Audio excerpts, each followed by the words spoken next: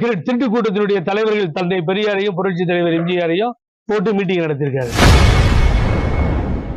நாம் தமிழர் கட்சி ஒருங்கிணைப்பாளர் சீமான் பெரியார் பற்றி பேசிய ஆடியோக்களை பெங்களூர் புகழேந்தி மீடியாவில் வெளியிட்டுள்ளார். என்னுடைய வாழ்நாளிலே செருப்பை காண்பித்து தேர்தல் பிரச்சாரத்தில் வாக்குகள் கேட்டவர்கள் யாருமே இல்லை.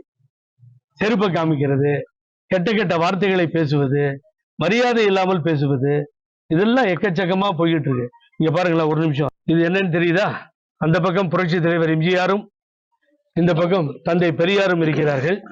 இப்ப ஒரு பேசண்ட போடுங்க, ரொம்ப நல்லா இருக்கும். இந்த மண்ணில என்ன அருமை சகோதரிகள் வாகனம் ஓட்டுகிறார்கள், விமானம் ஓட்டுகிறார்கள், காவல்துறையிலே பணி செய்கிறார்கள், ராணுவத்திலே பணி செய்கிறார்கள், கல்லூரி விரிவுரையாளராக இருக்கிறார்கள், இந்த நாட்டில் அமைச்சர்களாக இருக்கிறார்கள், பெரும் பெரும் பதவியில் இருக்கிறார்கள்.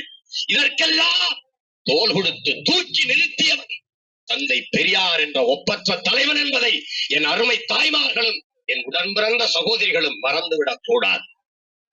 உலகத்திலே பொம்பலை கொல்லி போட்டா புனம் வேகாதா என்று கேட்ட முதல் புரட்சியாளன் தந்தை பெரியார்.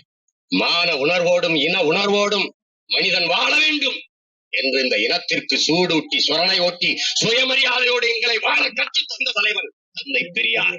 எம்ஜிஆர் அவர்கள் பெரியாரின் சிந்தனைகளை திரைப்படத்திலே நிகழ்த்தி காட்டிய ஒரு போராளியாக. அடுத்து போடுங்க.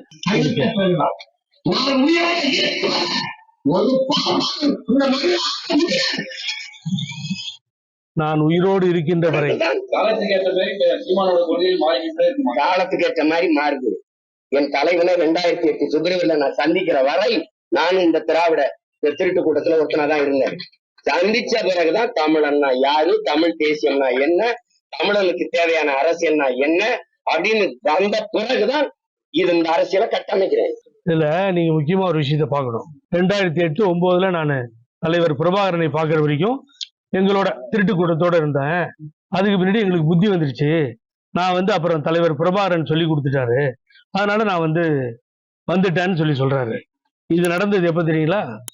அவர் தலைவர் சொல்லி கொடுத்த பின்னாடி 2010 புரட்சி தலைவர் எம்ஜிஆரையும் அதுக்காக தான் இதை எடுத்தேன். 2008 தலைவர் சொல்லிட்டாரு திருட்டு கூட்டம்னு.